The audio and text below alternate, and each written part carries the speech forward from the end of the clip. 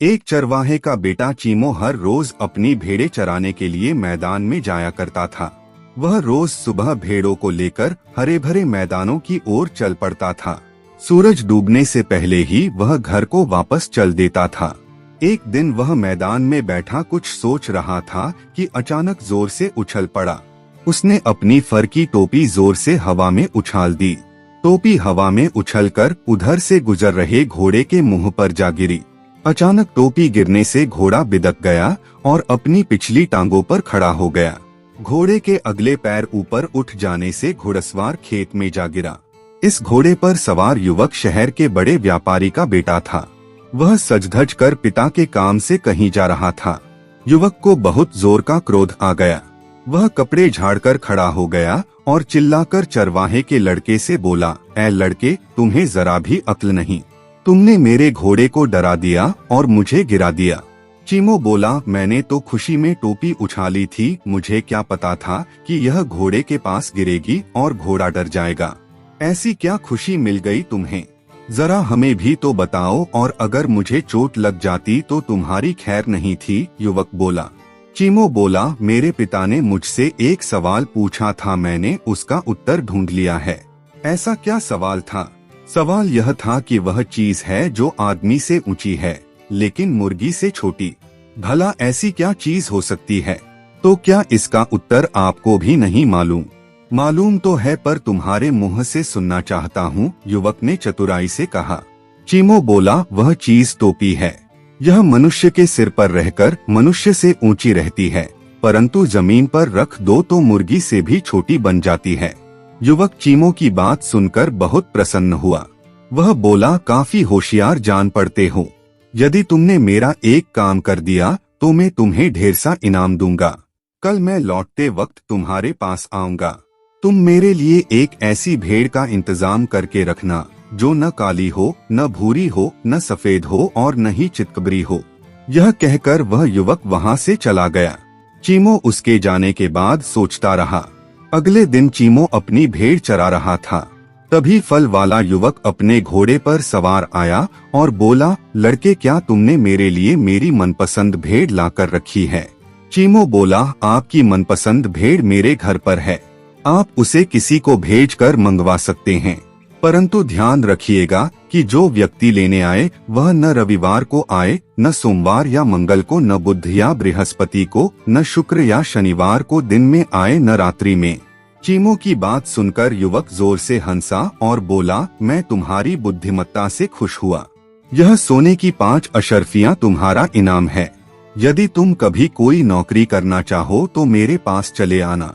यह कर युवक ने अपना पता चीमो को दे दिया और घोड़े पर सवार होकर घोड़ा दौड़ाता हुआ चला गया। अब सुनेंगे अगली कहानी। एक समय की बात है, एक तालाब में एक विधवा मेंढकी रहती थी। उसके केवल एक ही बेटा था। वह भी सिर से पांव तक शरारतों से भरा और अपनी माँ की कही हुई बातों को एक कान से सुनकर दूसरे कान से निकाल देने वाला। माँ बेचारी बड़ी परेशान रहती। उसका बेटा हरा मेंढक उसकी किसी बात पर कान न देता। जो वह कहती ठीक उसका उल्टा करता। वह कहती कि जाओ लाल, पूरब की ओर हो आओ, तो वह आंख मूंदकर पश्चिम दिशा की ओर दौड़ने लगता। यदि वह कहती कि पहाड़ पर जाकर कोई काम कर आओ, तो वह उछलकर सीधे नदी में कूद पड़ता और फिर घंटों उसी में तैरता किल्लोल करता रहता। इसी तरह दिन बीतते जा रहे थे। धीरे धीरे मेंढकी बूढ़ी हो चली। उसकी चिंता और भी बढ़ गई। वह दिन रात इसी फिक्र में घुलती रहती कि मेरे बाद इस लड़के का क्या होगा। इसी चिंता में एक दिन वह बीमार पड़ गई। उसे लगने लगा कि बस अब उसके दिन पूरे हो गए। जीने की कोई आशा न रही। चूंकि उसका इकलौता बेटा निठल्ला था, इसलिए वह सुख संतोष से मर भी नहीं सकती थी। एक दिन जब उसकी दशा बहुत खराब हो गई तो उसने हरे मेंढक को अपने पास बुलाया और उससे बोली, मेरे लाडले बेटे, देखो मैं कब्र में पाँव दिए खड़ी हूँ। कुछ ही घड़ी की मेहमान हूँ। मेरी एक इच्छा है बेटा। मैं चाहती हूँ कि जब मैं मरूं तो मैं पहाड़ पर न दफनाई जाऊं। सुन रहे हो न? मुझे नदी के किनारे ही दफनाना। क्योंकि वह जानती थी कि उसका बेटा उसके मरने के बाद भी ठीक उसके मन के खिलाफ करेगा। सच में तो बुढ़िया पहाड़ी पर ही दफनाया जाना चाहती थी। अगले 2-4 घंटों के भीतर ही उसकी मृत्यु हो गई। हरा मेंढक बेचारा बड़ा दुखी हुआ। माँ के बिछुड़ने का उसे बड़ा शोक हुआ। फूट फूट कर रोया वह। उसे अपनी पिछली करतूतों पर बहुत अफसोस हुआ। अंत में उसने निश्चय किया कि अपनी माँ के जीवन काल में तो मैंने उसका कोई कहना माना नहीं, कम से कम उसकी अंतिम इच्छा तो पूरी की ही जानी चाहिए। इसलिए उसने उसे नदी के किनारे दफनाया। जब कभी वर्षा होती, उसकी फिक्र होती कि कहीं माँ की कब्र बारिश में बह न जाए। वह कब्र के किनारे घंटों बैठकर रोता कल्पता और पछताता। यही कारण है कि जब कभी मौसम भीगा भीगा और नम रहता है, हरे मेंढक टर किया करते हैं। अब सुनेंगे अगली कहानी। एक छोटी बूढ़ी दादी एक जंगल के किनारे के पास रहती थी। वह आसपास के शैतान बच्चों को ठीक से बर्ताव करना सिखाती थी। एक दिन एक माँ अपनी छोटी सी बेटी को दादी के पास लेकर आई और बोली, माँ, मेरी बेटी को भी कुछ सिखा दो, यह मेरे घर के कामों में बिल्कुल भी सहायता नहीं करती। दादी मुस्कुराई और बोली, ठीक है, इसे छोड़ जा मेरे पास, मैं सिखा दूंगी। बच्ची की माँ चली गई और दादी ने बच्ची को सिखाना शुरू कर दिया। अगले दिन वे दोनों जंगल में लकड़ियाँ चुनने गए। उनके जाने के बाद एक छोटा भालू दादी की झोंपड़ी के पास आया और उसके आसपास चक्कर काटने लगा। इतने में ही एक छोटा कुत्ता आ गया और भालू से बोला, छोटे भालू, तुम इस झोंपड़ी के आसपास चक्कर क्यों काट रहे हो? छोटा भालू बोला, तुम्हें इससे क्या, तुम चाहो तो तुम भी चक्कर काट लो। और फिर दोनों दादी की झोंपड़ी के चारों तरफ चक्कर काटने लगे। इतने में एक छोटा हिरन उधर आ निकला और उन दोनों से बोला, ओ छोटे भालू और छोटे कुत्ते, तुम लोग दादी की झोंपड़ी के आसपास क्यों घूम रहे हो?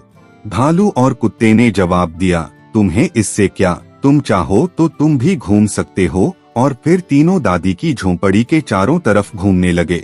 इतने में एक मुर्गा आया और उसने उन तीनों से पूछा, छोटे भालू, छोटे हिरन और छोटे कुत्ते, तुम सब दादी की झोंपड़ी के चारों तरफ चक्कर क्यों काट रहे हो? तीनों बोले, तुम चाहो तो तुम भी आ जाओ, तुमको कौन मना कर रहा है? और इस तरह फिर चारों दादी की झोंपड़ी के चारों तरफ चक्कर काटने लगे। इतने में एक केतली का ढक्कन उधर से गुजरा। उन सबको इस तरह से चक्कर काटते देखकर उसने उनसे पूछा, ओ छोटे भालू, छोटे कुत्ते, छोटे हिरन और मुर्गे, आप सब लोग इस तरह दादी की झोंपड़ी के चारों तरफ चक्कर क्यों काट रहे हैं? वे सब एक आवाज में बोले, तुम्हें इससे क्या, तुम चाहो तो तुम भी चक्कर काट लो। सो अब पांचों दादी की झोंपड़ी के चारों तरफ चक्कर काटने लगे। इतने में एक पेन और कोलतार आए और उन पांचों को इस तरह चक्कर काटते देखकर आश्चर्य से पूछने लगे, ओ छोटे भालू, छोटे कुत्ते, छोटे हिरन, मुर्गे और केतली के ढक्कन, आप सब लोग इस तरह दादी की झोंपड़ी के चारों तरफ चक्कर क्यों काट रहे हैं? वे सब फिर एक साथ बोले, तुम्हें इससे क्या लेना देना है, तुम चाहो तो तुम भी आकर चक्कर काट लो न। सो अब वे सातों दादी की झोंपड़ी के चारों तरफ चक्कर काटने लगे। चक्कर काटते काटते उन सातों को शाम हो गई। अब उन सबको नींद आने लगी। दादी अभी तक घर नहीं लौटी थी, सो वे दादी की झोंपड़ी में घुसकर सोने की जगह तलाश करने लगे। छोटा भालू दादी के बिस्तर पर सो गया। छोटा कुत्ता दादी के पालने में सो गया। छोटा हिरन दादी के ओवन के ऊपर चढ़ गया। मुर्गा उड़कर अलमारी के ऊपर बैठ गया। केतली का ढक्कन चिमनी में ऊपर चढ़ गया और कोलतार दियासलाई की डिबिया में दुबक कर बैठ गया। पिन को समझ में नहीं आया कि वह कहाँ जाए, सो वह एक तौलिए में लगकर बैठ गई। उसी समय दादी और वह लड़की जंगल से लकड़ी लेकर वापस लौटे और सोने की तैयारी करने लगे। जब वे बिस्तर में घुसने की कोशिश कर रहे थे तो भालू ने उनको अपना पैर मारकर इतना डरा दिया कि वे दोनों कूदकर वहां से हट गए। उन्होंने पालने में घुसने की कोशिश की तो वहां से कुत्ता भौंका और उसने उनको काट लिया। वे चिल्लाए, कौन हो तुम? फिर उन्होंने ओवन के ऊपर जगह ढूंढी तो वहां से छोटे हिरन ने उनको डरा दिया। दादी स्टोव के पास अपने आप को गर्म करने के लिए गई तो ऊपर से केतली का ढक्कन उसके सिर पर गिर पड़ा। दादी डर गई और बोली, आज मेरी झोंपड़ी में यह सब क्या हो रहा है? उसने सोचा कि उसे लैंप जलाकर देखना चाहिए कि उसकी झोंपड़ी में आज यह सब क्या हो रहा है। सो लैंप जलाने के लिए उसने दियासलाई की डिबिया उठाई। दादी ने डिबिया खोली ही थी कि उसका हाथ कोलतार से चिपक गया और वह उससे अपना हाथ ही नहीं छुड़ा सकी। किसी तरह उसने कोलतार से अपना हाथ छुड़ाया और हाथ धोने गई तो हाथ धोकर जब उसने हाथ पोंछने के लिए तौलिया उठाया तो पिन उसके हाथ में इतनी जोर से चुभी कि वह तो दर्द के मारे चीख ही पड़ी। इतने में मुर्गा उड़कर उसके पास आया और बोला, आज का दिन बहुत बुरा है न दादी। इस बात ने तो दादी को इतना ज्यादा डरा दिया कि वह तो बेहोश होकर वहीं गिर गई। दादी के गिरने से लड़की इतनी ज्यादा डर गई कि अपनी माँ के पास भाग गई। उस दिन से उसने अपनी माँ का कहना मानना शुरू कर दिया। माँ दादी की इस एक दिन की ट्रेनिंग से बहुत खुश थी। अब सुनेंगे अगली कहानी। बहुत पुरानी बात है कि एक दादी अपने बहुत सारे बच्चों के साथ रहती थी। एक दिन दादी को जंगल से लकड़ियाँ इकट्ठा करने जाना था तो उसने अपने बच्चों से कहा कि कोई भी आए तो वे दरवाजा न खोलें।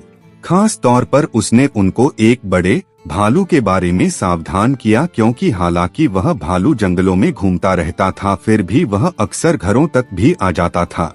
सब कुछ समझाकर दादी तो जंगल चली गई और इधर बच्चों ने अपने घर की सारी खिड़कियां बंद कर लीं और दरवाजा भी बंद करके वे घर में छिपकर बैठ गए।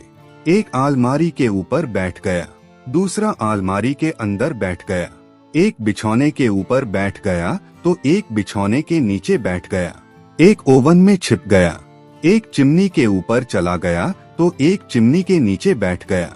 परंतु एक छोटे बच्चे हैशैला 69 को छिपने की कोई जगह नहीं मिली तो वह एक बोतल के अंदर छिपकर बैठ गया। आखिर वह बड़ा भालू घूमता घामता उधर आ निकला। उसने देखा कि दादी आज लकड़ियां लेने जंगल गई है और आज बच्चे घर में अकेले हैं तो आज उन बच्चों को खाया जाए। बस वह दादी के घर चल दिया। उसने जाकर दादी के घर का दरवाजा खटखटाया, बच्चों दरवाजा खोलो। जब कोई भी नहीं बोला तो उसने फिर से आवाज लगाई, बच्चों दरवाजा खोलो, मैं तुमको ब्लैकबेरी दूंगा। इस पर बच्चे बोले, नहीं हमें नहीं चाहिए तुम्हारी ब्लैकबेरी, हमारे पास ब्लैकबेरी है। भालू फिर बोला, बच्चों बच्चों दरवाजा खोलो, मैं तुम्हें ब्लूबेरी दूंगा। बच्चे बोले, नहीं हम दरवाजा नहीं खोलेंगे, हमें नहीं चाहिए तुम्हारी ब्लूबेरी, हमारे पास ब्लूबेरी भी है। यह सुनकर भालू एक लोहार के यहाँ चला गया और अपनी पमूछ में एक लोहे का टुकड़ा लगवा लाया। इस बार वह बच्चों से बोला, बच्चों बच्चों अगर तुम दरवाजा नहीं खोलोगे तो मैं दरवाजा तोड़कर अंदर आ जाऊंगा।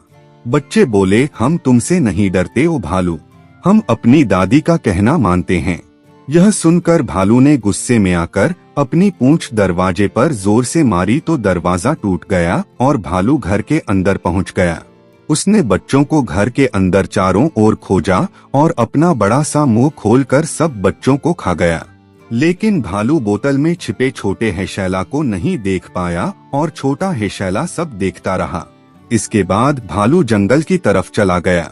जब दादी जंगल से लौटी तो उसने देखा कि उसका घर तो बिल्कुल शांत पड़ा है।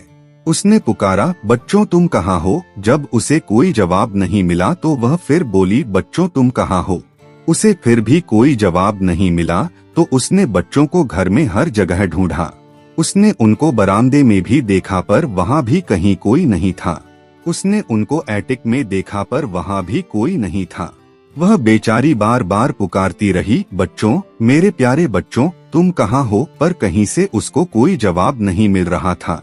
इसी समय छोटा हैशैला बोतल से निकलकर दादी की गोद में चला गया और उसने उसको सारी कहानी सुना दी कि कैसे भालू जंगल से आया, कैसे उसने अपनी पूंछ से दरवाजा तोड़ा, फिर कैसे उसने बच्चों का पता लगाया और फिर कैसे वह उन सबको खा गया। दादी ने जब यह सुना तो उसने एक बड़ा चाकू लिया और लोहार के घर ले जाकर उसे खूब तेज करा लिया और उसको अपने कपड़ों में छिपा लिया। फिर वह जंगल में गई और उसने जंगल में जाकर आवाज लगाई, बैरेले ओ बैरेले मेरे पास आओ। भालू बोला, मैं नहीं आता। दादी बोली, बैरेले अगर तुम मेरे पास आओगे तो मैं तुमको बहुत बढ़िया सी पुडिंग दूंगी। भालू फिर बोला, नहीं मैं नहीं आता। दादी फिर बोली, बैरेले आओ न, मैं तुम्हारे कान भी गुदगुदाऊंगी।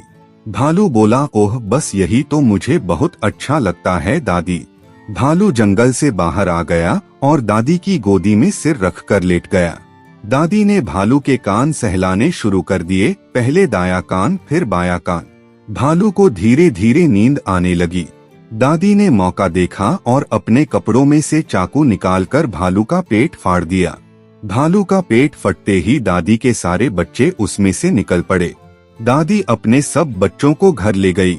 उसने उन सबको मल मल कर नहलाया, साफ कपड़े पहनाए, बाल बनाए, नए जूते और मोजे पहनाए और फिर उन सबको स्कूल भेजा।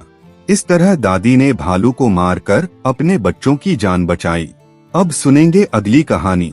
एक बार एक किसान पत्थर से मछली पीस रहा था कि इतने में एक छोटी सी चिड़िया उसके पास आ बैठी और बोली, ओ किसान, मुझे बहुत भूख लगी है, कुछ खाने को दे।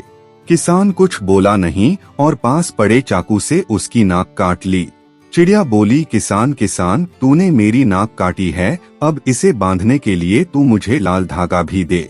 किसान बोला, जा और जाकर उस बुढ़िया से ले ले। चिड़िया बुढ़िया के पास गई और बोली, बुढ़िया बुढ़िया, किसान ने मेरी नाक काट ली है, इसे बांधने के लिए लाल धागा दे। बुढ़िया बोली, मैं क्यों दूं तुझे लाल धागा, मैंने तो तेरी नाक नहीं काटी। चिड़िया बोली, अगर तू मुझे लाल धागा नहीं देगी तो मौत आकर तेरा कपड़ा खा जाएगी। आ मौत हाँ और आकर बुढ़िया का कपड़ा खा जा। बुढ़िया मेरी नाक बांधने के लिए धागा नहीं देती क्योंकि किसान ने मेरी नाक काट ली है। मौत बोली, मैं तो नहीं खाती बुढ़िया का कपड़ा। चिड़िया बोली, तो चूहिया आकर तुझे खा जाएगी। ओ चूहिया आ और आकर मौत को खा जा, क्योंकि मौत बुढ़िया का कपड़ा नहीं खाती। बुढ़िया मेरी नाक बांधने के लिए लाल धागा नहीं देती क्योंकि किसान ने मेरी नाक काट ली है। चूहिया बोली, मैं तो नहीं खाती मौत को, मौत ने मेरा कुछ नहीं बिगाड़ा। चिड़िया बोली, तो बिल्ली आकर तुझे खा लेगी। अब बिल्ली आ और आकर चूहिया को खा ले, क्योंकि चूहिया मौत को नहीं खाती। मौत बुढ़िया का कपड़ा नहीं खाती। बुढ़िया मेरी नाक बांधने के लिए लाल धागा नहीं देती क्योंकि किसान ने मेरी नाक काट ली है। बिल्ली बोली, मैं तो नहीं खाती चूहिया को, चूहिया ने मेरा क्या बिगाड़ा है। इस पर चिड़िया बोली, तो कुत्ता आकर तुझे खा लेगा।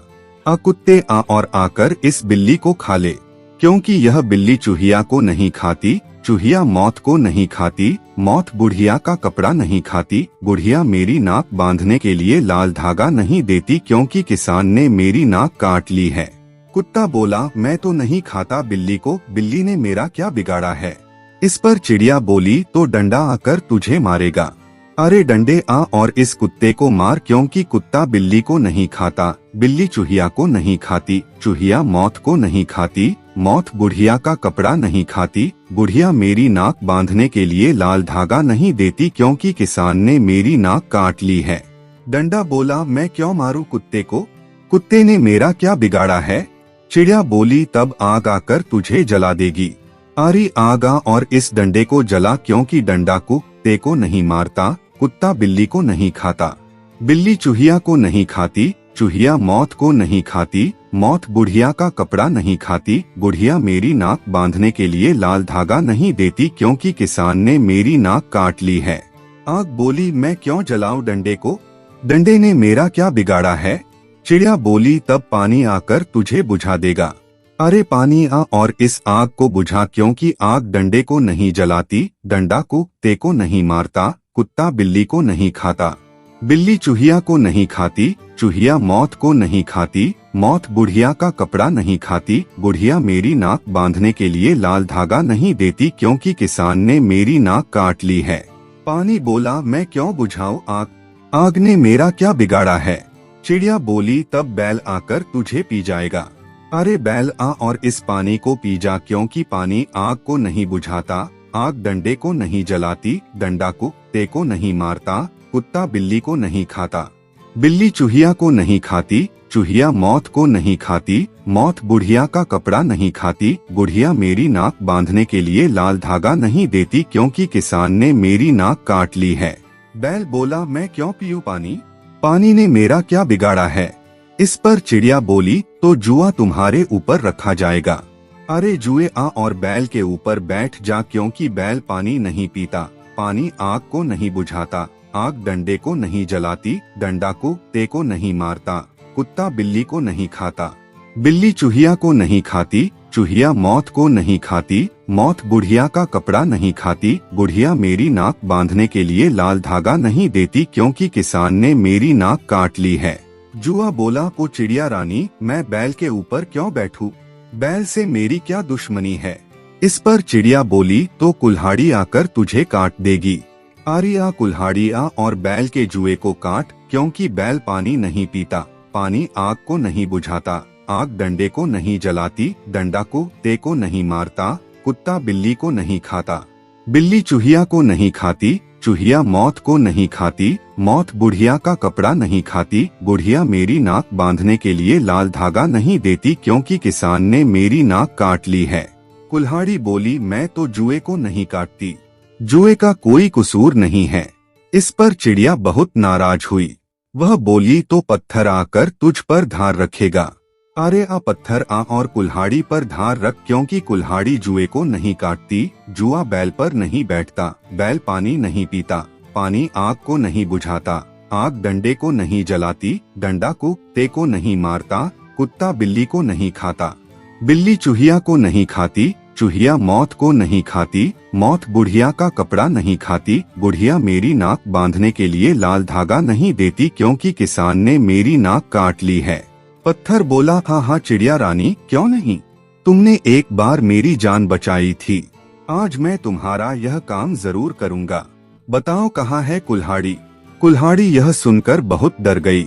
डर के मारे वह जुआ काटने दौड़ी। कुल्हाड़ी को आता देख जुआ बैल पर बैठने दौड़ा, जुए को आता देख बैल पानी पीने दौड़ा, बैल को आता देख पानी आग बुझाने दौड़ा, पानी को आता देख आग डंडा जलाने दौड़ी, आग को आता देख डंडा कुत्ते को मारने दौड़ा और डंडा आता देख कुत्ता बिल्ली खाने दौड़ा, कुत्ते को आता देख बिल्ली चूहा खाने दौड़ी, बिल्ली को आता देख चूहिया मौत खाने भागी, चूहिया को आता देख मौत कपड़ा खाने के लिए उड़ी। तब बुढ़िया ने चिड़िया को उसकी नाक बांधने के लिए लाल धागा दे दिया। अब सुनेंगे अगली कहानी। यह बहुत पुरानी बात है, जब लॉर्ड हुआ करते थे। उनके पास बहुत ताकत होती थी। वे ही जज होते थे और वे गरीबों को जो चाहते दे सकते थे। एक बार ऐसा हुआ कि एक लॉर्ड ने लोगों को 3 पहेलियां बूझने के लिए दी। क्या चीज शरीर को सबसे ज्यादा ताकत देने वाली है? क्या चीज सबसे ज्यादा मीठी है? और क्या चीज सबसे ज्यादा चंचल है? उसी शहर में एक गरीब आदमी अपनी 18 साल की बेटी के साथ रहता था। जब बेटी ने ये पहेलियां अपने पिता से सुनी तो वह अपने पिता से बोली, पिताजी, आप लॉर्ड के पास जाकर ये पहेलियां बुझाइए न। वह आदमी बोला, बेटी, वहाँ पर इतने बड़े बड़े अक्लमंद और अमीर लोग उन पहेलियों को बूझने के लिए आए हुए हैं, मैं उन लोगों के बीच कैसे जा सकता हूँ? वहाँ लॉर्ड के पास बहुत बड़े बड़े लोग आते हैं और लॉर्ड उनसे पूछता है, तुम यहाँ किस लिए आए हो? वे लोग जवाब देते हैं, हम लोग आपकी पहेलियां बूझने के लिए आए हैं। लॉर्ड कहता है, ठीक है, अगर तुम मेरी पहेलियां बूझ दोगे तो तुम्हें 100 डकैत मिलेंगे और यदि नहीं बूझ पाए तो 100 कोड़े मिलेंगे। वे लोग सब अपनी अपनी समझ के अनुसार पहेलियां बूझते हैं, परंतु सब गलत बूझते हैं और बेचारे सब 100 कोड़े खाकर वापस चले जाते हैं। अब बता बेटी, मेरी क्या हैसियत है जो मैं वहाँ जाऊँ? और यदि मैं वहाँ गया भी और मैंने भी वे पहेलियां गलत बूझी तो मुझे भी 100 कोड़े पड़ेंगे और वे 100 कोड़े खाकर मेरी तो जान ही निकल जाएगी। नहीं बेटी, मैं वहाँ नहीं जा सकता। बेटी बोली, नहीं पिताजी, आप जाइए, मैं आपको इन पहेलियों के जवाब बताती हूँ।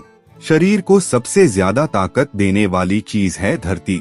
धरती जिससे हमारा खाना आता है। सबसे ज्यादा मीठी चीज है नींद, जिसके आगे कोई चीज प्यारी नहीं।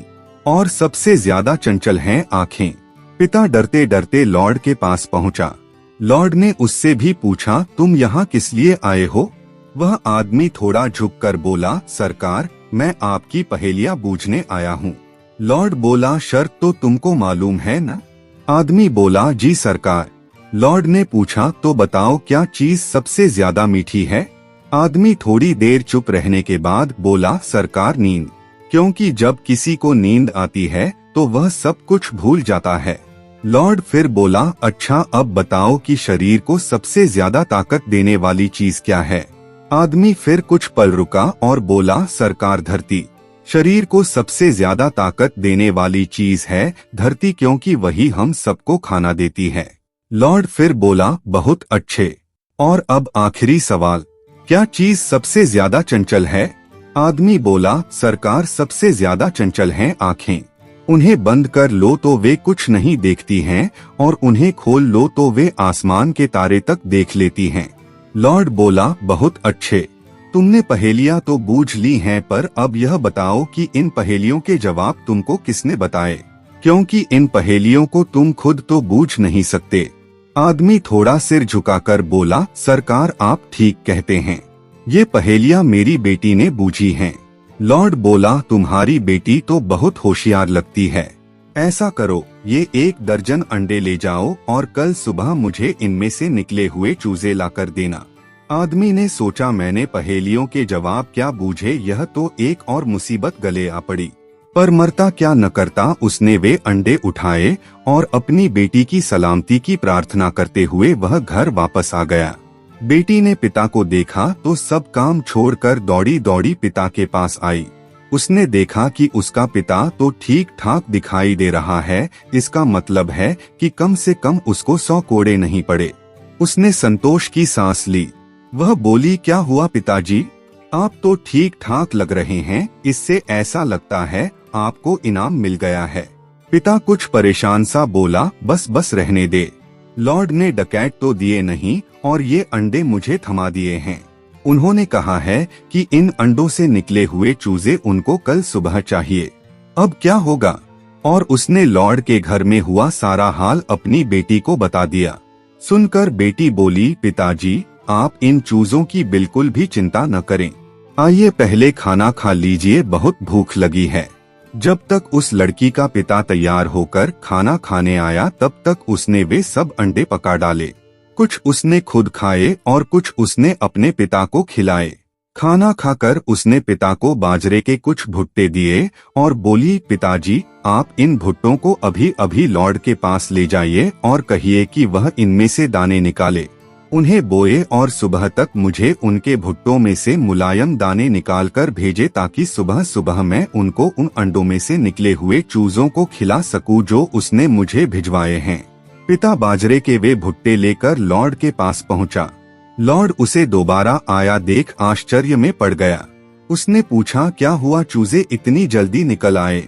आदमी लॉर्ड को भुट्टे देता हुआ बोला, सरकार मेरी बेटी ने यह बाजरा भेजा है और कहा है कि आप इसमें से दाने निकाल कर बो दें और सुबह ताजा पैदा हुआ मुलायम बाजरा सुबह पैदा होने वाले चूजों के खाने के लिए तैयार रखें। लॉर्ड बोला, तुम्हारी बेटी तो बहुत ही होशियार है। ऐसा करो कि तुम उसको मेरे सामने लाओ और उससे कहना कि वह मेरे पास आए तो न तो वह बिल्कुल बिना कपड़ों के हो और न ही कोई कपड़ा पहने हो, न वह किसी सवारी पर आए और न ही पैदल आए, न तो वह कोई भेंट ही लाए और न ही वह बिना भेंट के आए। पिता बेचारा फिर से चिंता करता हुआ घर वापस लौट गया। बेटी ने पिता को आते देखा तो सब काम छोड़कर फिर पिता के पास भागी आई और बोली, क्या हुआ पिताजी, अब लॉर्ड ने क्या कहा? पिता दुखी होकर बोला, बेटी अब की बार तू लॉर्ड के फंदे में फंस गई, इससे निकलना बहुत मुश्किल है। बेटी को भी थोड़ी चिंता हो गई, पर फिर भी वह हिम्मत से बोली, हुआ क्या पिताजी, कुछ बताइए तो सही। पिता ने उसे सब बता दिया तो बेटी की सांस में सांस आई और वह बोली, बस पिताजी इतनी सी बात, आप तो बेकार में ही चिंता कर रहे थे। आप बिल्कुल भी चिंता न करें, मैं सब संभाल लूंगी। आइए पहले खाना खा ले फिर सोचेंगे। खाना खाकर बेटी अपने पिता से बोली, पिताजी आप मुझे बाजार से 10 गज मछली पकड़ने वाला जाल ला दें। पिता बाजार गया और उसने अपनी बेटी के लिए 10 गज मछली पकड़ने वाला जाल लाकर दे दिया। उस मछली पकड़ने वाले जाल से उसने अपने लिए एक पोशाक बनाई और उसको पहन लिया। इस तरह वह न तो बिना कपड़ों के थी और न ही उसने कोई कपड़ा पहन रखा था। फिर उसने अपना बड़ा वाला कुत्ता लिया और उस पर बैठ गई। इस तरह वह न तो किसी सवारी पर सवार थी और न ही पैदल चल रही थी, क्योंकि उस पर बैठकर चलने से उसके पैर केवल घिसट ही रहे थे। फिर उसने 2 चिड़िया पकड़ी और 1 बिल्ली और अगले दिन लॉर्ड के घर चल दी। लॉर्ड ने जब उसे आते देखा तो उस पर अपने कुत्ते छोड़ दिए। लड़की ने अपनी बिल्ली छोड़ दी तो लॉर्ड के कुत्ते उसकी बिल्ली के पीछे दौड़ पड़े और वह लड़की लॉर्ड के घर में घुसी।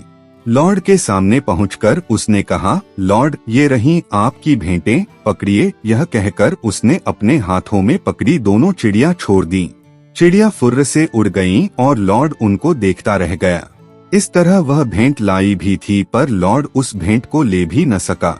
लॉर्ड ने देखा कि वह कपड़े पहने भी थी और नहीं भी पहने थी। इसके अलावा वह अपने कुत्ते पर सवार थी और उसके पैर घिसट रहे थे, सो वह सवारी पर थी भी और नहीं भी थी। लॉर्ड यह सब देखकर बहुत खुश हुआ। वह बोला, बैठो, तुम बहुत होशियार लड़की हो। क्या तुम मुझसे शादी करोगी? लड़की बोली, यदि आप चाहें तो। लॉर्ड फिर बोला, ठीक है, अभी तुम अपने घर जाओ। मैं कल तुम्हारे पिताजी से बात करूंगा और फिर हम शादी कर लेंगे। लड़की अपने घर वापस आ गई और अपने पिता से बोली, पिताजी, लॉर्ड मुझसे शादी करना चाहते हैं।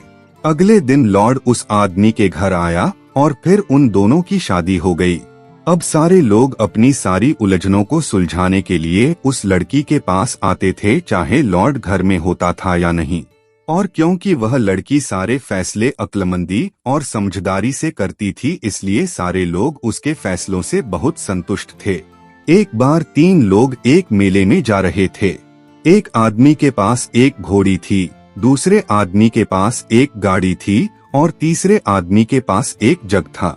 रास्ते में रात हुई तो वे तीनों लॉर्ड के घर के पास रुक गए और वहीं सो गए। सुबह उठे तो देखा कि घोड़ी वाले की घोड़ी ने वहाँ एक बच्चा दे दिया था। घोड़ी वाला आदमी बोला, क्योंकि घोड़ी मेरी है इसलिए यह बच्चा भी मेरा है। गाड़ी वाला आदमी बोला, तुम झूठ बोल रहे हो, यह बच्चा मेरी गाड़ी ने दिया है इसलिए यह बच्चा मेरा है। तीसरा आदमी बोला, तुम दोनों झूठ बोल रहे हो, यह बच्चा मेरे जग ने दिया है इसलिए यह बच्चा मेरा है। तीनों फैसले के लिए लॉर्ड के घर आए। लॉर्ड घर में नहीं था तो लॉर्ड की पत्नी बाहर आई और उन लोगों से पूछा, क्या बात है? तीनों ने अपनी उलझन बताई तो वह बोली, लॉर्ड तो अभी घर में नहीं है, बाहर अनाज से मछली पैदा करने गए हैं। यह सुनकर तीनों को बड़ा ताज्जुब हुआ। उनमें से एक बोला, हमने मछली से तो मछली पैदा होती सुनी है, पर अनाज से मछली पैदा होती तो कभी नहीं सुनी। लॉर्ड की पत्नी बोली, और मैंने भी कभी गाड़ी और जग से घोड़ा पैदा होता नहीं सुना। यह बच्चा घोड़ी वाले का है, उसको दे दो और अब तुम जाओ। जब लॉर्ड लौट कर आया और उसने यह सब सुना तो अपनी पत्नी पर बहुत नाराज हुआ, क्योंकि वह उससे कई बार कह चुका था कि वह उसके मामलों में दखल न दिया करे, और आज उसने फिर फैसला कर दिया था। वह फिर बोला, तुम मेरी बात सुनती नहीं हो इसलिए तुम आज से मेरी पत्नी नहीं हो। जाओ, निकल जाओ मेरे घर से। पत्नी बोली, ठीक है मैं चली जाती हूँ, पर आज आखिरी बार हम साथ साथ खाना तो खा लें। सो दोनों ने शाम को साथ साथ खाना खाया, शराब पी और फिर लॉर्ड सोने चला गया। इधर पत्नी ने गाड़ी वाले को बुलाकर उसे गाड़ी तैयार करने के लिए बोला। गाड़ी तैयार होने पर उसने लॉर्ड को गाड़ी में रखवाया और वह खुद भी उसके पास ही बैठ गई और गाड़ी चल दी। कुछ देर बाद लॉर्ड की आंख खुली तो उसने देखा कि वह गाड़ी में है। वह बोला, मैं कहाँ हूँ और कहाँ जा रहा हूँ मैं?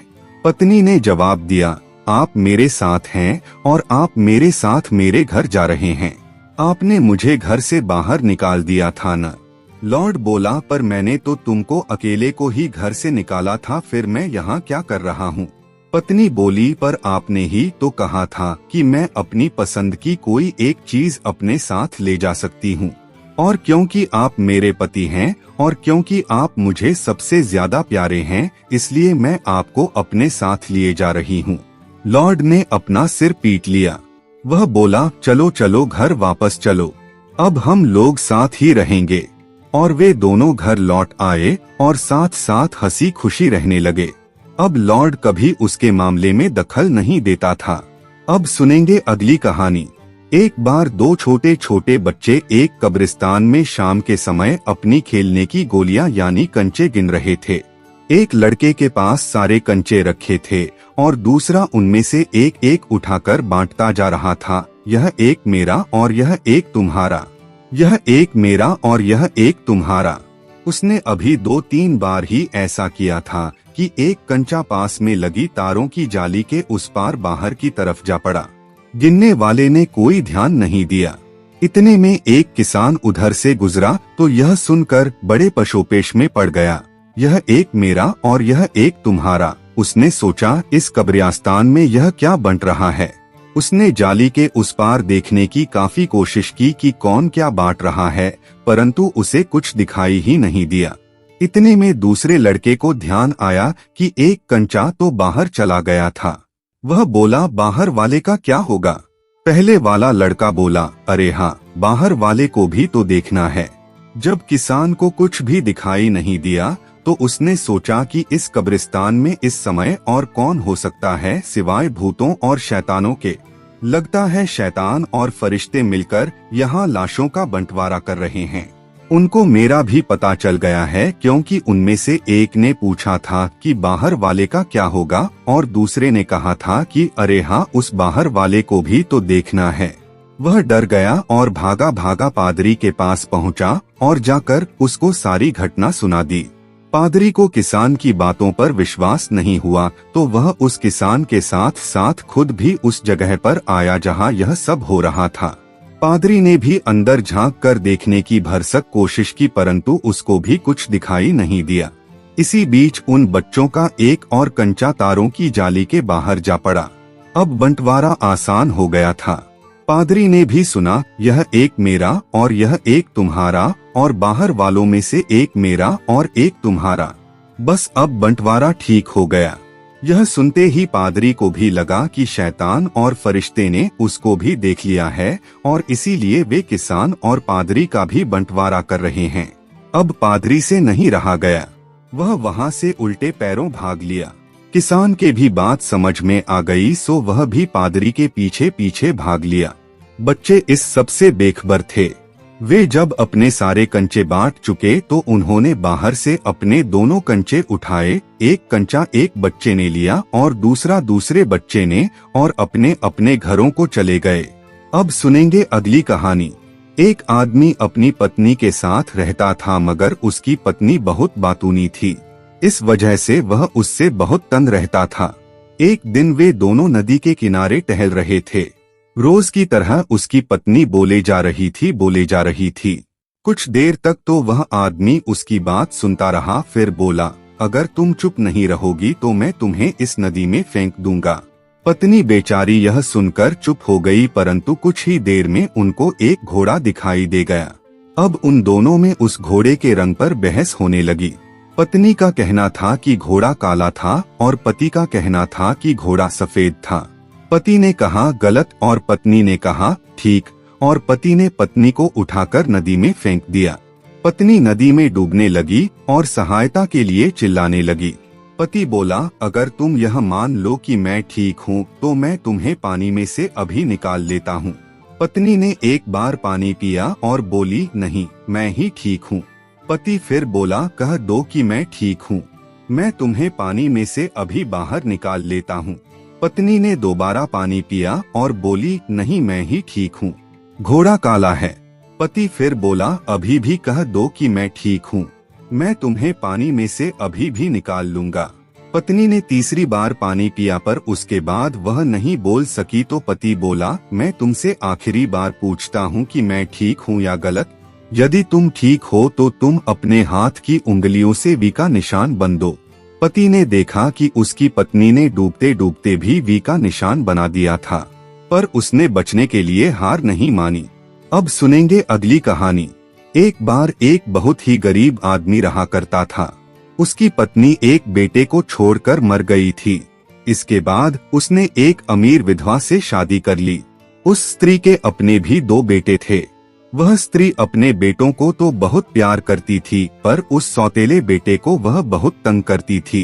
वह उस सौतेले बेटे को रसोई घर में ही खाना देती थी और उसको सारा दिन वहीं रखती थी, जबकि उसके अपने बेटे खाने के कमरे में खाना खाते थे और फिर इधर उधर खेलते थे।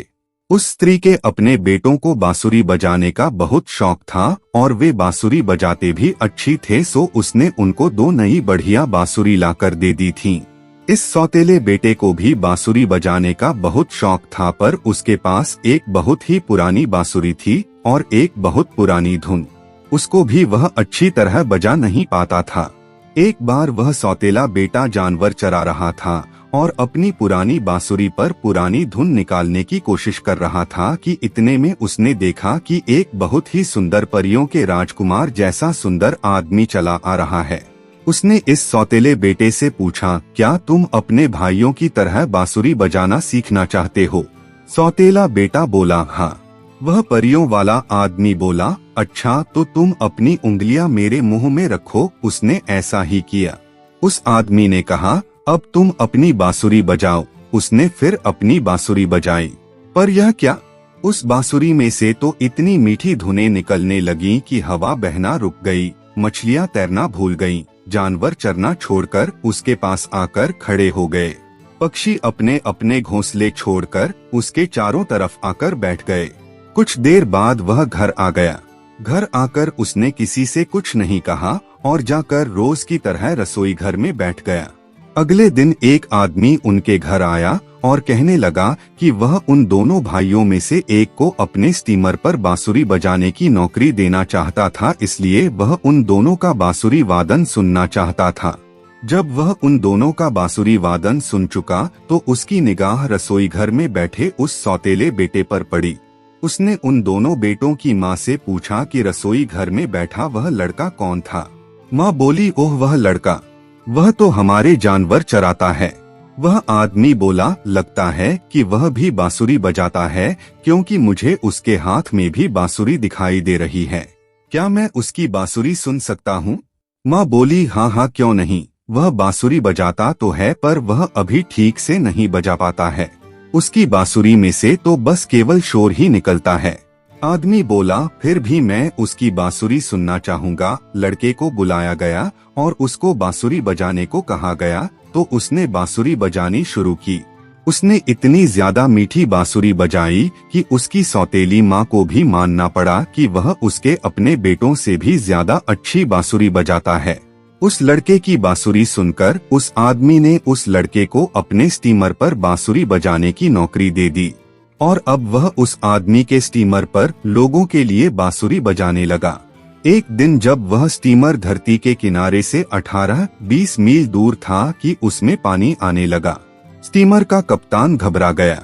उसकी समझ में नहीं आ रहा था कि वह क्या करे। लड़का बोला, तुम घबराओ मत, मैं एक ऐसी धुन बजाऊंगा जिसे सुनकर किनारे के लोगों को पता चल जाएगा कि हम लोगों पर कोई मुसीबत आ पड़ी है और वे हमारी सहायता का कोई न कोई इंतजाम जरूर करेंगे। यह कहकर वह जहाज के डेक पर चढ़ गया और ऐसी दुख भरी धुन बजाई कि कुछ ही देर में किनारे वाले लोगों ने एक दूसरा स्टीमर उनकी सहायता के लिए भेज दिया। कप्तान यह देखकर बहुत खुश हुआ और उसने उस लड़के को बहुत सारा इनाम दिया। इस घटना के बाद से वह बच्चों को बांसुरी बजाना सिखाने लगा और तभी से उस घाटी का नाम पाइपस ग्लैन पड़ गया। अब सुनेंगे अगली कहानी। एक समय की बात है कि एक आदमी ने अपना भूसा काट कर घर ले जाने के लिए रखा कि इतने में बड़ी तेज हवा आई और उसका सारा भूसा उड़ा कर ले गई। जब उस आदमी ने यह देखा तो उसको बहुत गुस्सा आया और वह हवाओं के देवता के पास पहुंचा और उनसे कहा, तुमने मेरा भूसा उड़ाया है, इसलिए उसके बदले में तुम्हें मुझे कुछ न कुछ जरूर देना पड़ेगा। हवाओं के देवता ने कहा, यह तो न्याय की बात है, मैं तुमको तुम्हारे भूसे के बदले में कुछ न कुछ जरूर दूंगा। लो यह बतख लो, तुम्हें जब भी पैसों की जरूरत पड़े तो इस बतख को बस जरा सा दबा देना और तुम्हें इसमें से एक सोने का सिक्का मिल जाएगा। वह आदमी बतख पाकर बहुत खुश हुआ और उसको लेकर अपने घर की तरफ चल पड़ा। रास्ते में उसे रात हो गई तो उसको एक सराय में रुकना पड़ा। वहाँ लोगों ने उससे बतख के बारे में पूछा तो उसने उनको सब सच सच बता दिया। सुबह जब वह सोकर उठा तो उसने देखा कि उसकी बतख तो चोरी हो गई थी। जब उसने सराय के चौकीदार से अपनी बतख के बारे में पूछा तो उसने बताया कि वह तो रात को ही कहीं उड़ गई थी। वह आदमी बहुत दुखी हुआ और वापस अपने घर की तरफ चल दिया। जब वह अपने घर वापस जा रहा था तो वह फिर से अपने भूसे के बारे में ही सोचता जा रहा था कि वह तो फिर बिना भूसे के और बिना बतख के ही रह गया। उसने दोबारा हवाओं के देवता के पास जाने की सोची। वह दोबारा हवाओं के देवता के पास गया और उनको अपनी बतख की कहानी सुनाई। हवाओं के देवता ने अब की बार उसको एक चक्की दी और कहा, जब भी तुमको पैसों की जरूरत हो तो इस चक्की की मूठ एक बार घुमा देना और यह चक्की तुमको सोना दे देगी। वह आदमी चक्की लेकर लौटा तो रात बिताने के लिए फिर से उसी सराय में रुका। फिर उसके साथ वही हुआ। सुबह को जब वह सोकर उठा तो उसकी चक्की चोरी हो चुकी थी। वह बहुत दुखी हुआ, पर क्या करता। वह तीसरी बार हवाओं के देवता के पास पहुंचा और जाकर उनको बताया कि उसकी तो वह चक्की भी खो गई थी। इस बार हवाओं के देवता ने उससे पूछा कि तुम रात कहाँ गुजारते हो। उस आदमी ने सारी कहानी सुना दी तो हवाओं के देवता बोले, उन्होंने तुम्हारी बतख और चक्की दोनों ही चुरा लिए हैं, इसलिए अब की बार तुम यह डंडा ले जाओ। उन लोगों के पूछने पर कहना कि मैं इससे कहता हूँ, मुझे बांध दो, मुझे बांध दो। आदमी ने वह डंडा उठाया और चल दिया। रात होने पर वह फिर उसी सराय में रुका। लोगों के पूछने पर उसने उनको वही कहा जो हवाओं के देवता ने उससे कहने के लिए कहा था। रात को चौकीदार उसे चुराने के लिए आया तो उसने डंडे से कहा, मुझे बांध दो, मुझे बांध दो। अब क्या था, वह डंडा उठा और उसने उस कमरे में रखी सब चीजें बांधनी शुरू कर दी। अब क्योंकि चौकीदार भी उसी कमरे में था सो उसने उसको भी बांध दिया। फिर वह डंडा बाहर निकला और उसने और दूसरी चीजों और दूसरे लोगों को भी बांधना शुरू कर दिया। चौकीदार को पता ही नहीं था कि वह उसके इस काम को कैसे रोके, इसलिए उसने शोर मचाना शुरू कर किया। उस शोर से उस आदमी की आंख खुल गई। उसने डंडे को संभाला और सब आदमियों को खोला। चौकीदार ने अपनी चोरी मान ली और उसकी बतख और चक्की दोनों लाकर उसको दे दी। वह आदमी अपनी सब चीजें लेकर खुशी खुशी घर वापस आ गया।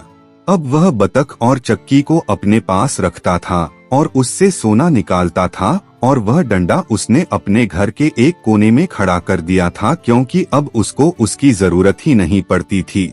अब सुनेंगे अगली कहानी।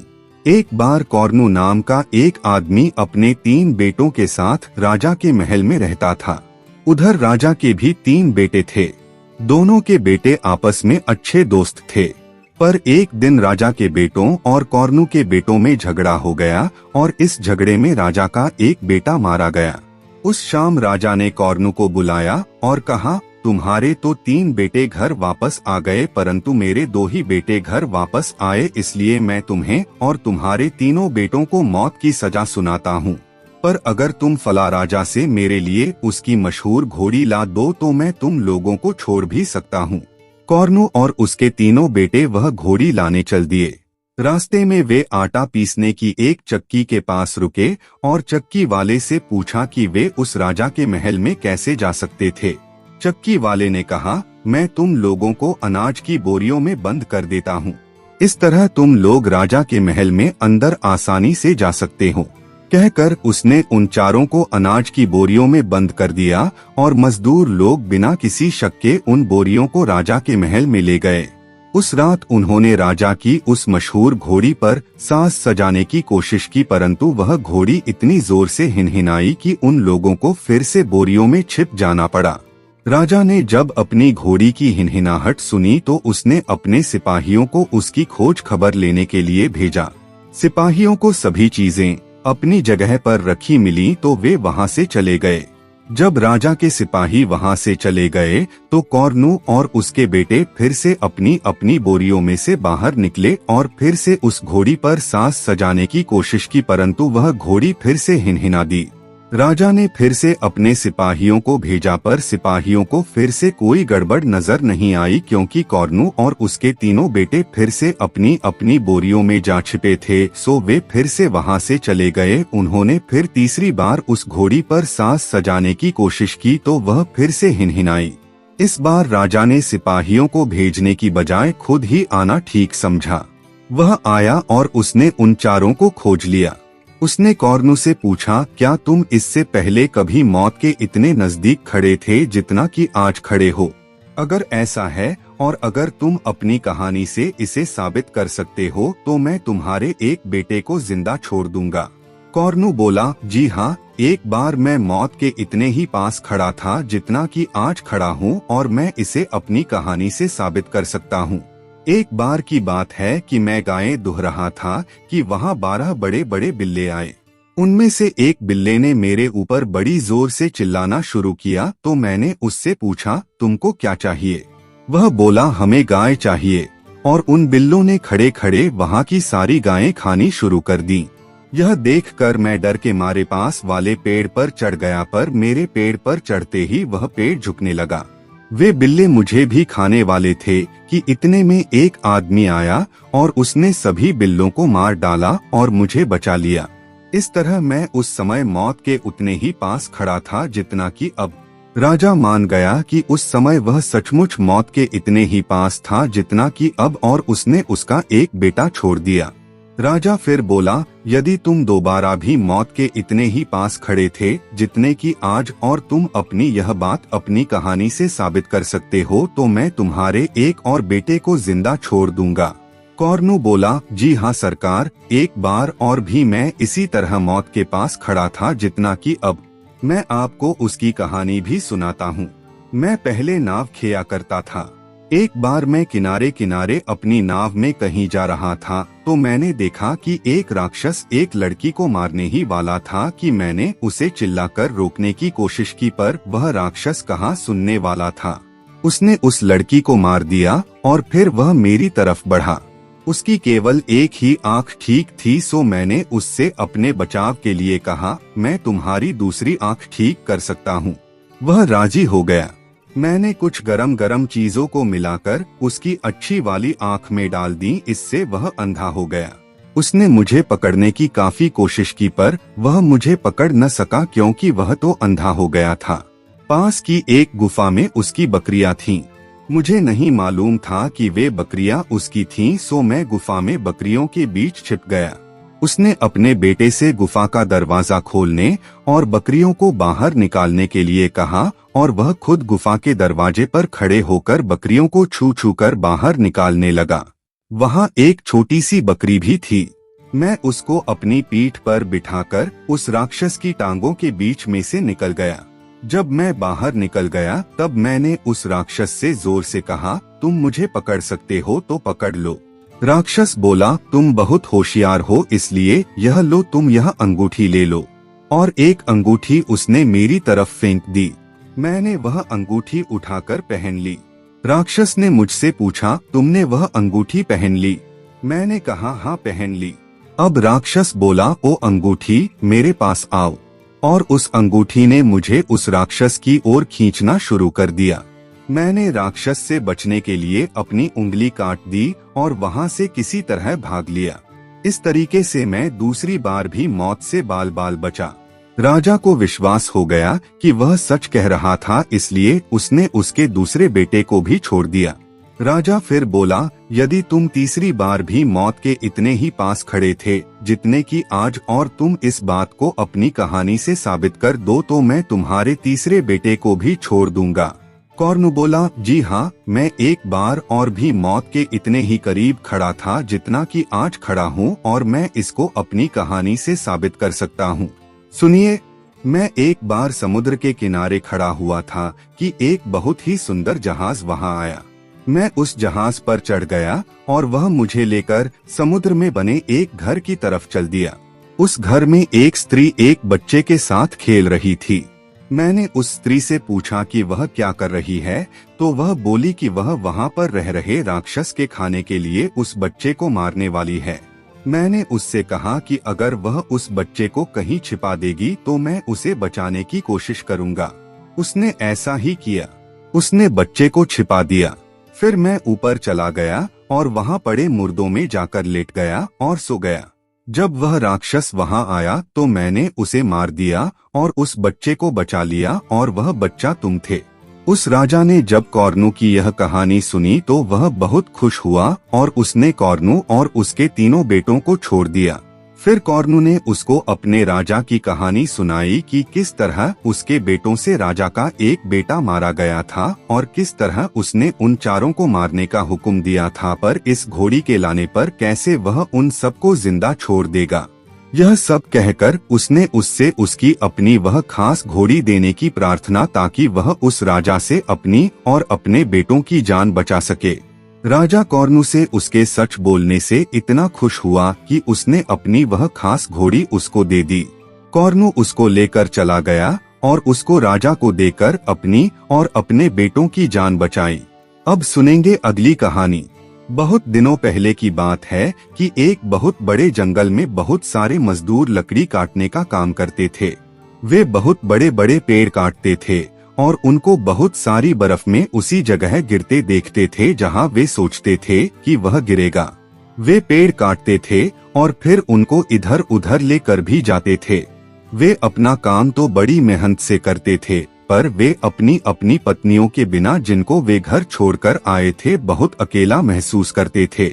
एक साल नए साल के दिन इतनी बर्फ पड़ी कि वे लोग कुछ काम ही नहीं कर सके। वे सब अपने अपने तंबुओं में ढके दबे पड़े रहे और अपने घरों की बातें करते रहे। वे एक दूसरे को रम पिलाते रहे और एक दूसरे को नए साल की बधाई देते रहे। आखिर में बैप्टिस्ट वह बोला जो वे सब सोच रहे थे, मैं आज घर जाना चाहता हूँ और अपनी पत्नी से मिलना चाहता हूँ। सब लोग फुसफुसाए कि वे सब भी यही करना चाह रहे थे, पर जीन बोला, पर हम आज जा भी कैसे सकते हैं? आज तो सड़क पर 6 फीट से ऊपर बर्फ पड़ी हुई है और अभी और भी गिर रही है। बैप्टिस्ट बोला, पर यह किसने कहा कि हम यहाँ से सड़क से होकर बाहर जा रहे हैं? मैं तो अपनी नाव उड़ाकर ले जाऊंगा। सबको मालूम था कि बैप्टिस्ट के पास एक नाव थी जो उनके कैंप के पीछे रखी थी। बैप्टिस्ट ने एक शैतान से एक सौदा करके उससे यह नाव ली थी। उसने उस शैतान से सौदा कर रखा था कि अगर वह शैतान उस नाव को वहां के लिए उड़ा देगा जहां बैप्टिस्ट जाना चाहेगा तो वह सारे साल मांस नहीं पढ़ेगा, और अगर बैप्टिस्ट वह नाव इस्तेमाल करने के बाद अगले दिन सुबह तक उस शैतान को वापस नहीं करेगा तो वह शैतान उसकी आत्मा को बंदी बनाकर रख लेगा। सो अगर बैप्टिस्ट और उसके साथियों ने वह नाव इस समय घर जाने के लिए इस्तेमाल की तो उस समय न तो वे भगवान का नाम ले सकते थे, न किसी चर्च के ऊपर से उड़ सकते थे और न ही कोई क्रॉस छू सकते थे, नहीं तो वह नाव टकराकर टूट सकती थी। यह सब सोचते हुए वहां बैठे हुए बहुत सारे लोगों ने बैप्टिस्ट की इस योजना में हिस्सा लेने से मना कर दिया, पर फिर भी उसने 7 लोगों को अपने अपने घर जाने के लिए और अपनी अपनी पत्नियों से मिलने के लिए अपने साथ नाव में उड़ने के लिए तैयार कर लिया। सो बैप्टिस्ट और उसके 7 दोस्त उस नाव में बैठ गए और बैप्टिस्ट ने अपने जादुई शब्द बोले, एकाब्रिस, एकाब्रास, एकाब्रम। जब बैप्टिस्ट ने अपने आप को उस शैतान के सौदे में बांध लिया तो वह नाव ऊपर उठी और लोगों ने उसको अपने घर की तरफ हवा में खेना शुरू किया। उन सब की पत्नियां अपने अपने पतियों को देखकर बहुत खुश हुईं। वे सब रात गए तक पीते रहे और नाचते रहे। जब सुबह होने को हुई तो लोगों को ख्याल आया कि उनको तो वह नाव सुबह को उस शैतान को वापस करके उस कैंप में रखनी थी, नहीं तो वह शैतान उनकी आत्मा को अपने पास रख लेगा। सो उन्होंने बैप्टिस्ट को ढूंढना शुरू किया तो उन्होंने देखा कि बैप्टिस्ट तो सराय की एक मेज के नीचे शराब के नशे में बुरी तरह से धुत पड़ा है। उन्होंने उसको उठाकर किसी तरह नाव में डाला। वे जादुई शब्द बोले जिनसे उस नाव को चलाया जा सकता था और नाव को खेकर जंगल की तरफ ले चले। वे जानते थे कि अगर उन्होंने बैप्टिस्ट को जगाया तो वह तो अपनी पूजा करने लगेगा और फिर वह शैतान उन लोगों की आत्मा को बंदी बनाकर रख लेगा। सो उन्होंने उसको नाव से कसकर बांध दिया और उसका मुंह भी बंद कर दिया ताकि वह भगवान का नाम ही न ले सके, जिससे न तो उनकी नाव टूटे और न ही शैतान उनकी आत्मा को अपने पास रख सके। जब बैप्टिस्ट जागा तो वह उठकर बैठने के लिए अपनी रस्सियां खोलने की कोशिश करने लगा। किसी तरह से वह रस्सियां खोलने में कामयाब हो गया और चिल्लाया, मॉन ड्यूक, तुम लोगों ने मुझे यहाँ क्यों बांध रखा है? बस जैसे ही उसने भगवान का नाम लिया कि उस नाव ने नीचे की तरफ एक जोर की कूद लगाई और जाकर एक बड़े से पाइन के पेड़ से टकरा गई। सारे लोग उसमें से सुबह से पहले ही अंधेरे में बाहर निकल पड़े और नीचे गिर पड़े। उसके बाद वे फिर कभी नहीं देखे गए। शैतान ने उन सबकी आत्मा को बंदी बनाकर रख लिया था, इसलिए शैतानों से कभी कोई सौदा नहीं करना चाहिए। अब सुनेंगे अगली कहानी। फ्रैंकोई के घर में सभी लोग बहुत अच्छे थे, धार्मिक, सब पर दया करने वाले। उनके पास ज्यादा कुछ भी नहीं था, फिर भी वे बहुत उदार थे। उनके यहाँ नाच हमेशा तो नहीं होता था, परंतु इस समय उनका बेटा दूर देश से होकर लौटा था, इसीलिए उसके राजी खुशी लौट आने की खुशी में वे एक दावत करना चाहते थे। वैसे तो उनके यहाँ हमेशा ही 12वीं रात के अगले दिन एक दावत जरूर होती थी, जिसमें आने के लिए किसी को बुलावा भेजने की जरूरत नहीं होती थी। उसमें कोई भी आ सकता था, पर आज की दावत की बात ही कुछ और थी।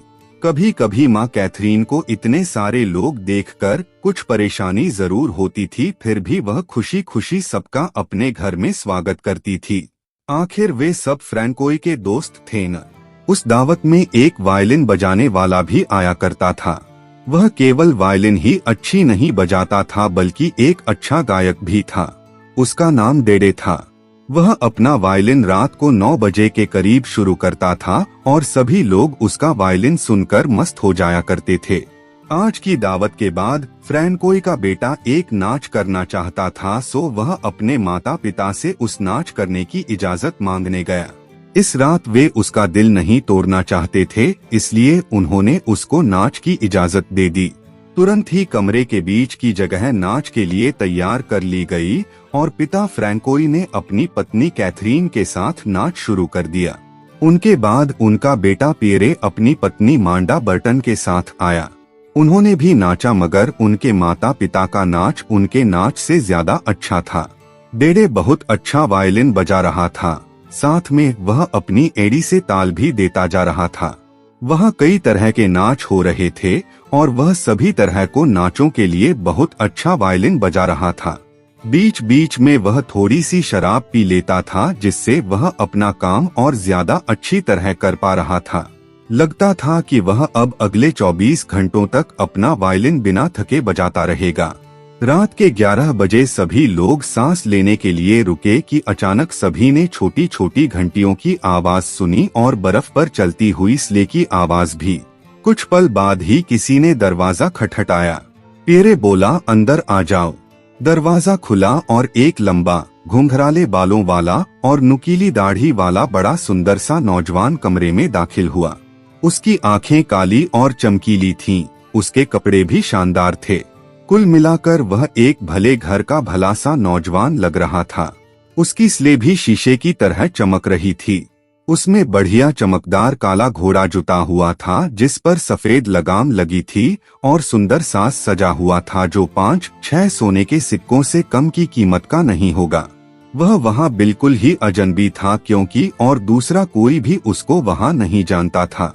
लोगों ने उसको स्लेह का घोड़ा खोलने के लिए कहा, परंतु उसने मना कर दिया कि उसकी कोई जरूरत नहीं है, क्योंकि वह वहाँ बहुत देर तक रुकने वाला नहीं है। उसने बताया कि उसने देखा कि इस घर में लोग खुशियाँ मना रहे हैं, सो वह भी 1-2 नाच नाचने के लिए वहाँ आ गया था। लोगों ने उससे उसके गर्म कपड़े उतारने के लिए कहा, तो उसने अपना क्लोक और टोपी तो उतार दी, पर हाथ के दस्ताने नहीं उतारे। लोगों ने समझा कि शायद यह कुलीन भला आदमी होने की वजह से अपने दस्ताने नहीं उतार रहा, इसलिए उन्होंने इस बात पर न तो ज्यादा ध्यान दिया और न ही जोर। वह इतना सुंदर था कि क्या आदमी और क्या औरतें, किसी की भी निगाहें उसके चेहरे से नहीं हट पा रही थीं।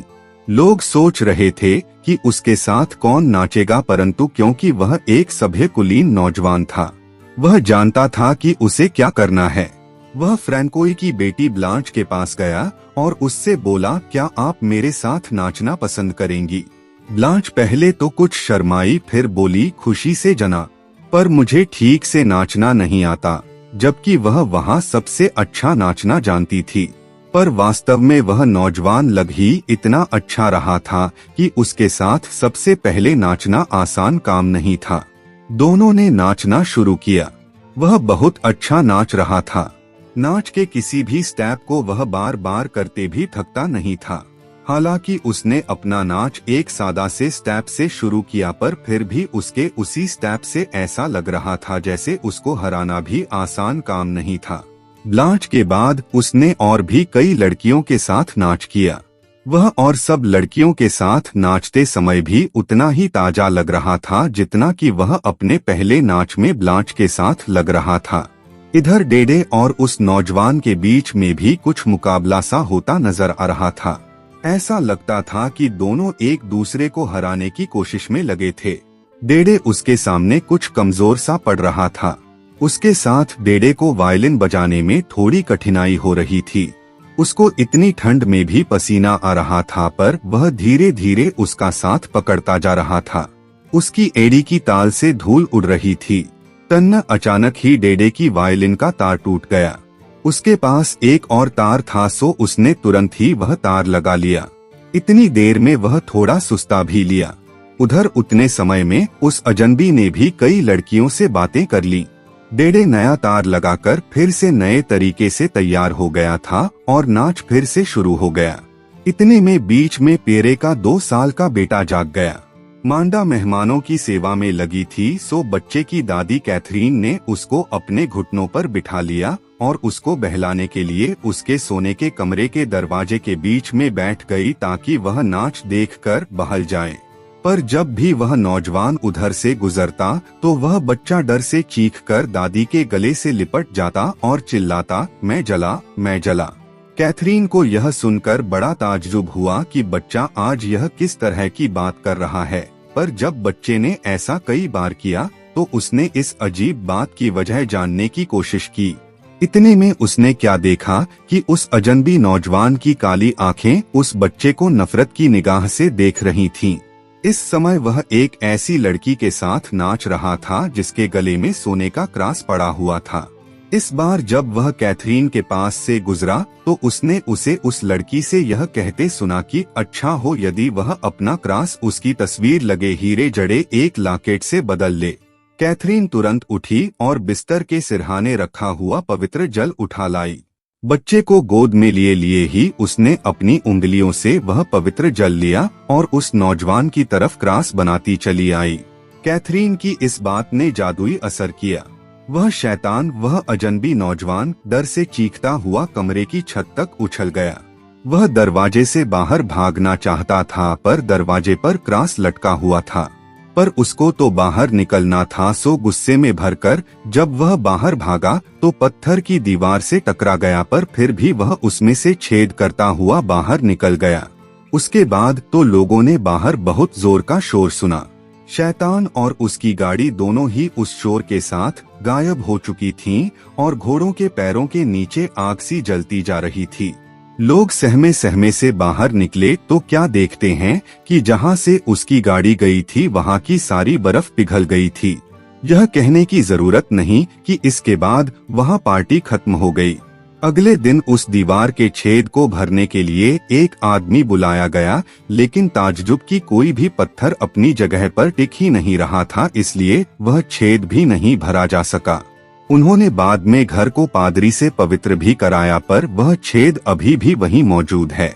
वह पुराना घर आज भी वहीं मौजूद है। उस छेद के आगे अंदर कमरे में आजकल एक अलमारी रखी हुई है। वहां रहने वाले लोग उस पर मोमबत्ती जलाते हैं और छेद के बाहर की तरफ चूल्हे में जलाने वाली लकड़ी का ढेर रखा रहता है। पर उसके बाद फ्रैंकोई के घर में फिर कभी कोई नाच नहीं हुआ। अब सुनेंगे अगली कहानी। एक गांव में एक आदमी रहता था जो बहुत शराब पीता था। इस पीने की वजह से उसने अपनी सारी दौलत खो दी थी। आखिर में उसके पास केवल एक बछड़ा बच गया था, सो शराब खरीदने के लिए वह उस बछड़े का सौदा करने निकला। चलते चलते उसको गांव का एक डॉक्टर मिला जिसे वह बहुत अच्छी तरह जानता था। उसने उसको रोककर पूछा, जनाब आपको बछड़ा चाहिए? डॉक्टर ने पूछा, कितने का है? शराबी बोला, एक चांदी के सिक्के का। डॉक्टर ने उसको चांदी का एक सिक्का निकाल कर दिया और उससे कहा, यह लो चांदी का सिक्का और इस बछड़े को मेरे घर पहुंचा देना, मैं अभी एक मरीज देखने जा रहा हूं। शराबी उस बछड़े को डॉक्टर को बेचकर आगे बढ़ा तो उसे एक नोटरी मिला तो उसने नोटरी से भी पूछा, जनाब क्या आप यह बछड़ा खरीदेंगे? नोटरी ने पूछा, कितने का है? शराबी बोला, 1 पाउंड का। नोटरी ने कहा, ठीक है, यह लो 1 पाउंड और मेहरबानी करके इसे मेरे घर पहुंचा देना, मैं अभी जरा एक जरूरी काम से जा रहा हूँ। यह कहकर नोटरी भी अपने रास्ते चला गया और वह शराबी पाउंड लेकर और आगे बढ़ा। आगे जाकर शराबी को एक वकील मिला। उसने वकील से पूछा, जनाब क्या आप यह बछड़ा खरीदेंगे? वकील ने पूछा, कितने का है? शराबी बोला, 1 पाउंड का। वकील ने भी उसे 1 पाउंड निकाल कर देते हुए कहा, ठीक है, यह लो 1 पाउंड, मैं अभी जरा दूसरे गांव जा रहा हूँ, तुम्हारी बड़ी मेहरबानी होगी यदि तुम इसको मेरे घर पहुँचा दोगे। शराबी का तो काम बन गया था। उसने एक बछड़ा 3 बार बेचकर 3 पाउंड बना लिए थे। अब वह शराबी रास्ते में एक शराब खाने में रुका, अपने सारे पैसों की शराब पी और अपने घर चला गया। शाम को डॉक्टर, नोटरी और वकील जब अपने अपने घर पहुंचे तो उन सबको यह देखकर बड़ा ताज्जुब हुआ कि उन्होंने सुबह जो बछड़ा खरीदा था वह अभी तक उनके घर नहीं पहुंचा था। उन्होंने आपस में बात की और उस बेईमान शराबी को पकड़ने की योजना बनाई। उन्होंने उस शराबी पर मुकदमा दायर कर दिया। शराबी अपना मुकदमा लड़ने के लिए पास के एक गांव के वकील के पास पहुंचा। वकील बोला, जनाब आपका मुकदमा बहुत मुश्किल है क्योंकि इसमें आपकी बेईमानी साफ दिखाई दे रही है। इसमें आपके बचने का केवल एक ही रास्ता है और वह यह कि जब भी आपसे कोई सवाल पूछा जाए तो आप यही कहें, ओइंक ओइंक ओइंक। सो सब अदालत में पहुँचे। जज ने शराबी से पूछा, क्या आपने इस डॉक्टर को अपना बछड़ा बेचा था? शराबी को जैसा समझाया गया था उसने वैसा ही जवाब दे दिया, ओइंक ओइंक ओइंक। और इस नोटरी को भी। शराबी फिर बोला, ओइंक ओइंक ओइंक। और इस वकील को भी। शराबी फिर बोला, ओइंक ओइंक ओइंक। जज आगे बोला, और फिर आपने इन लोगों को वे बछड़े दिए नहीं? शराबी फिर बोला, ओइंक ओइंक ओइंक। जज आगे बोला, आपने ऐसा क्यों किया जनाब? शराबी फिर बोला, ओइंक ओइंक ओइंक। जज के कई सवाल पूछने पर भी जब शराबी के मुंह से सिवाय ओइंक ओइंक ओइंक के और कुछ न निकला तो जज ने उन तीनों से कहा, ऐसा लगता है कि यह आदमी पागल है, मेरा फैसला है कि इसको छोड़ दिया जाए। और शराबी को छोड़ दिया गया और वे तीनों अपने अपने पैसे गंवाकर अपने अपने घर चले गए। कुछ दिन बाद शराबी का वकील शराबी के पास आया और बोला, हम लोग मुकदमा जीत गए इसलिए मेरी फीस दो। शराबी बोला, ओइंक ओइंक ओइंक। वकील बोला, देखो तुम यह चालाकी मेरे साथ नहीं खेल सकते, मैंने ही तुमको यह मुकदमा जिताया है। Oink oink oink. अब क्या मैं तुमसे अपनी फीस के लिए झगड़ा करूं? Oink oink oink. और वह वकील भी डॉक्टर, नोटरी और वकील की तरह उस शराबी से ओइंक ओइंक ओइंक के अलावा और कुछ भी न बुलवा सका तो उसको भी उसकी फीस नहीं मिली और वह बेचारा बिना फीस का मुकदमा लड़े ही घर चला गया। इस तरह उस वकील की सिखाई हुई चाल उसी के सिरा पड़ी। अब सुनेंगे अगली कहानी। एक दिन रिचर्ड नाम का एक आदमी एक चर्च के पास से गुजर रहा था। चर्च में होली मास की पूजा हो रही थी, सो वह चर्च में अंदर चला गया और दीवार के पास वाली एक खाली सीट पर जाकर बैठ गया। वहां उसने चर्च की किताब निकालने की बजाय अपनी जेब से अपने ताश के पत्ते निकाल लिए और उनको उलटने पलटने लगा। उसके पास ही एक सिपाही बैठा हुआ था। उसने इशारों से रिचर्ड को कई बार समझाने की कोशिश किया तो वह अपने ताश के पत्ते छोड़कर चर्च की किताब हाथ में उठा ले और या फिर चर्च छोड़कर चला जाए, क्योंकि चर्च में बैठकर ताश के पत्ते हाथ में लेना अच्छा नहीं लगता। पर रिचर्ड ने उसके इशारों पर कोई ध्यान नहीं दिया। मास पूजा खत्म होने के बाद चर्च का पादरी और सिपाही दोनों ही रिचर्ड को समझाने के ख्याल से रिचर्ड के पास आए तो रिचर्ड बोला, फादर, आप अगर मुझे कुछ बोलने की इजाजत दें तो मैं कुछ कहूँ। पादरी बोला, हाँ हाँ, क्यों नहीं, ठीक है रिचर्ड, कहो। रिचर्ड ने ताश के पत्तों में से एक दुग्गी निकाली और बोला, यह दुग्गी मेरे लिए बाइबल के 2 टेस्टामेंट जैसी है। फिर उसने एक तिग्गी निकाली और बोला, यह तिग्गी मेरे लिए होली ट्रिनिटी के 3 लोगों जैसी है। फिर उसने एक चौग्गी निकाली और कहा, यह चौग्गी मेरे लिए 4 इवांजलिस्ट के जैसी है, और यह पंजा मेरे लिए मोसेस की 5 किताबों जैसा है, और यह छक्का भगवान के बनाए वे 6 दिन हैं जिनमें उसने आसमान और धरती बनाए, और यह सत्ता उस 7वें दिन को बताता है जिसमें उसने आराम किया। यह अट्ठा उन 8 लोगों को बताता है जो बाढ़ में बच गए थे। यह नहला 9 बेवफा कोढ़ियों को दिखाता है, और यह दहला भगवान के मोसेस को दिए हुए 10 कमांडमेंट्स हैं। यह रानी स्वर्ग की रानी है, और यह राजा वह राजा है जिसकी मैं सेवा करता हूँ, और यह इक्का वह एक भगवान है जिसकी मैं पूजा करता हूँ। पादरी बोला, पर रिचर्ड, तुम गुलाम को तो भूल ही गए। रिचर्ड बोला, नहीं फादर, मैं गुलाम को भूला नहीं हूँ, उसको तो मैं भूल ही नहीं सकता। असल में उसको तो सबसे बाद में ही आना था। वह गुलाम मुझ जैसा बेवकूफ है और साथ में इस सिपाही जैसा भी। इतना कहकर रिचर्ड चर्च के बाहर चला गया और पादरी उसको देखता ही रह गया।